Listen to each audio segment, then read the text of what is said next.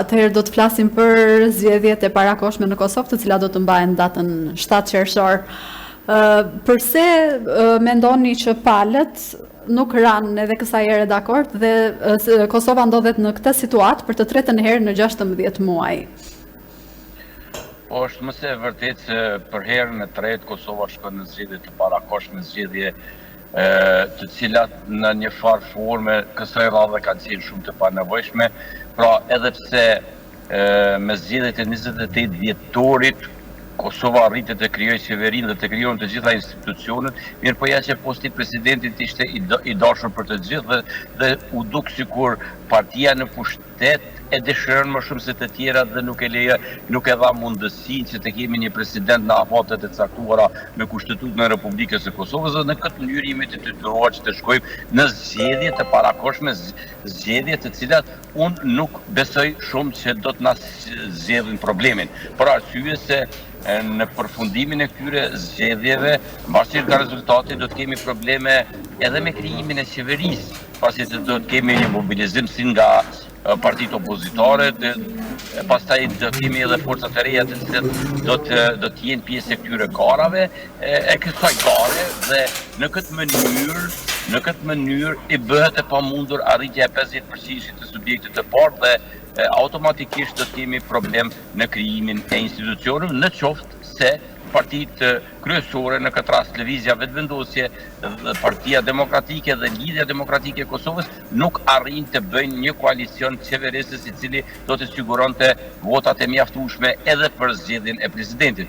Ajo një koalicion i madh në mes të dy subjekteve kryesore do të bënte që shumë shpejt Kosova të ketë institucionet, por edhe të zgjedh presidentin. Urojmë që një gjë e tillë të ndodhë dhe të mos ta përsëritet ky avaz me zgjedhje të njëpasnjëshme e në shumë raste edhe të panevojshme. Pra ju parashikoni që pas zgjedhjeve do të kemi sërish problemin e 50% që edhe mund të mos të arrihet?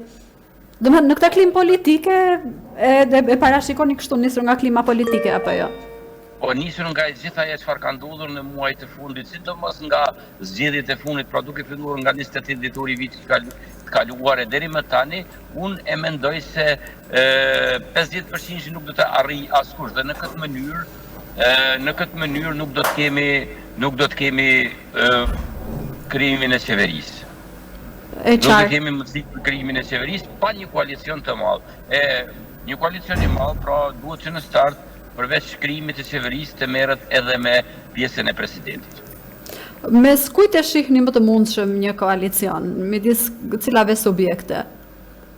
Po nëse i shohim të kaluarën, nëse i shohim veprimet e fundit, Lëvizja Vetëvendosje, që unë mendoj sërish do të jetë forca kryesore në vend, ka prirje që koalicion të shkojë më tepër me Lidhjen Demokratike të Kosovës se sa me Partitë Demokratike.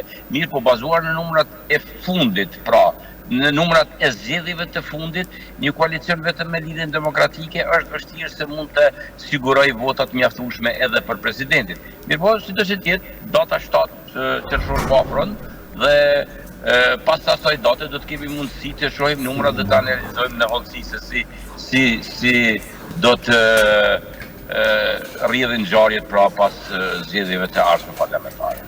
E qartë. Komisioni Qendror i Zgjedhjeve ka aprovuar të premten edhe kalendarin dhe buxhetin për zgjedhjet e jashtëzakonshme. Janë përcaktuar 10 ditë për një fushat, duke qenë që janë zgjedhjet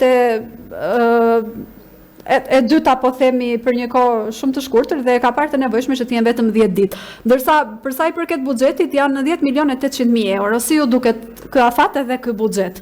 Duke marrë parasysh që, siç tham, janë bërë disa zgjedhje dhe i kanë kushtuar Kosovës disa qindra miliona euro.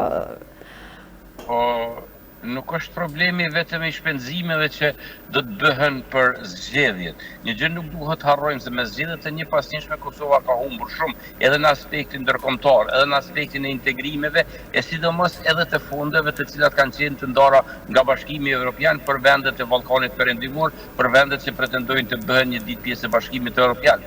Fonde pra që ka qenë, nëse gabom, një shumë prej 6 miliardësh e përcaktuara për 6 vendet e Ballkanit Perëndimor, një pjesë të mirë të cilave Shqipëria dhe Mali Zi tani më vetëm se i kanë i kanë marrur mjetët dhe i kanë futur në punë, kurse në Kosovë me humbjen me zgjidhje të një pasnjëshme ka qenë pa mundur të arrihet deri te miratimi dhe marrja e ndonjë pjesë të këtij buxhetit. Pra nga 800 sa milion Kosova sa kanë qenë parashikuara për Kosovën, deri më tani nuk është se kemi marrur asnjë gjë.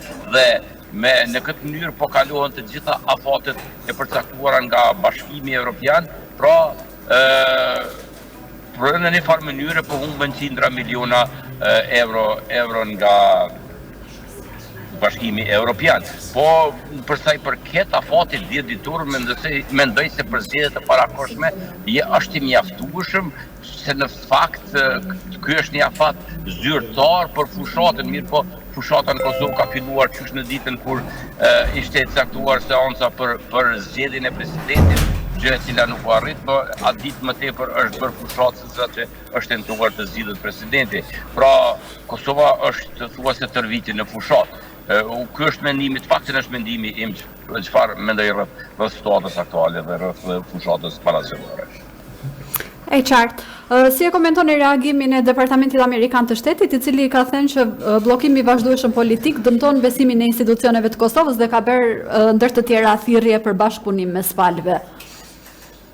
Po, kjo është më se e qartë dhe çdo njeri normal që është me përgjegjësi kundrejt institucioneve, kundrejt elektoratit, duhet ta ketë pasur në bukën e tij.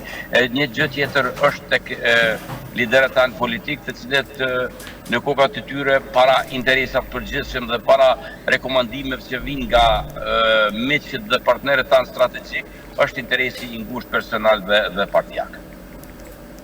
E qartë. Në Kosovë, edhe analistë të ndryshëm, por edhe në opinionin publik, është përhapur ideja që në krisjen e marrëdhënieve midis Zotit Kurti dhe zonjës Osmani, ka qenë politika e jashtme, pra që zonja Osmani kishte një politikë pro-amerikane, ndërsa Kurti ishte për një politikë më pro-Bashkimit Evropian. Mendoni që është kjo arsyeja e krizës fillimisht mes tyre dhe që më pas u transmetua edhe në gjithë krizën që u krijua më pas në Kosovë? Unë mendoj se Zoti Kurti është një lider i cili dëshiron që të gjithat vetë t'i ketë në dorë dhe gjithkund të jetë pra ai në prezentimin e Kosovës dhe Republikës së Kosovës. E në këtë rast është parë që për gjatë qeverisjes tina tani më 5 vjeçare nuk e kemi pasur as edhe një vizitë zyrtare në Shtetet e Bashkuara të Amerikës, ndërsa marrëdhëniet e zonjës Osmani si me Shtetet e Bashkuara të Amerikës, ashtu edhe me vendet e tjera, por edhe me Shqipërinë dhe zotin Rama kanë qenë të mira, e ka penguar me së duket zotin Kurti dhe ai ka dashur që në krye të shtetit të ketë një president i cili nuk do të merr asnjë veprim pa miratimin e tij. Ndërsa Vjosa Osmani nuk ka qenë e tillë dhe mendoj se kjo ka qenë ndoshta njëra nga arsyet kryesore për çarjen dhe mos propozimin e zonjës Osmani nga lëvizja vendose për presidentet e vendit. E qartë, pra po thoni që ka ndikim edhe marrëdhëniet e mira e vendosura së fundmi midis zonjës Osmani dhe zotit Rama, se kujtojmë që edhe mes tyre nuk është se ka pasur një marrëdhënie shumë të mirë në fillimet e zonjës Osmani si presidente. Po është më se vërtet, ne të gjithë dim se Lidhja Demokratike e Kosovës, subjekt nga i cili vjen zonja Osmani, në subjekt në të cilin është rritur zonja Osmani, nuk është se kanë pasur ndonjëherë raportet e mira me Partinë Socialiste dhe me kryeministrin Rama. Mirë po, në periudhën e fundit kohore ajo është bërë me zgjuar se zoti Kurti dhe është munduar të shfrytëzoj pozicionin e Shqipërisë dhe të zotit Rama në arenën ndërkombëtare, gjë që e ka ndihmuar shumë sidomos edhe me takimet që i ka bërë edhe me presidentin Trump të shtetit. Ndërsa zoti Kurti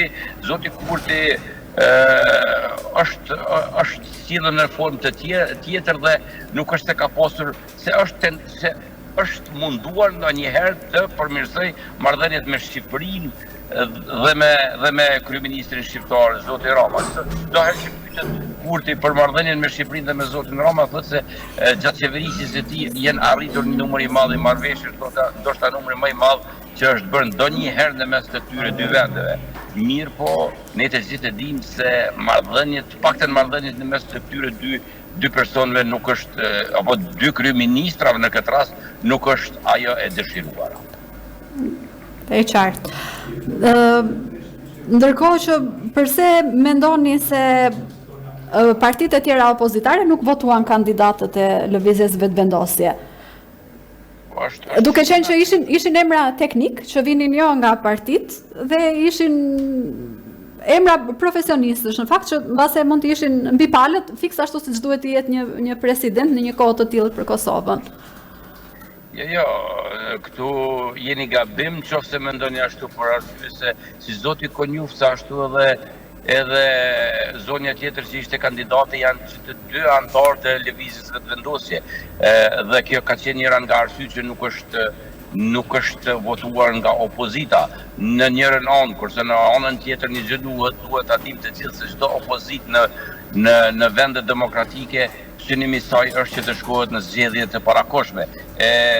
Këtë gjë ja u bëri të mundur zoti Kurti duke shkuar me emra të antarëve të subjektit të tij, ndërsa në ditën e fundit doli me një zonë që është e respektuar nga shoqëria civile, që ndoshta ka mund të jetë edhe një personalitet që do të ishte pranuar nga opozita, mirë po forma e prezantimit dhe e paraqitjes së saj apo e kandidimit të saj për presidenti nuk ishte forma e duhur dhe kjo ka qenë ndoshta arsyeja që edhe opozita nuk ka dashur të jetë pjesë e atij votimi.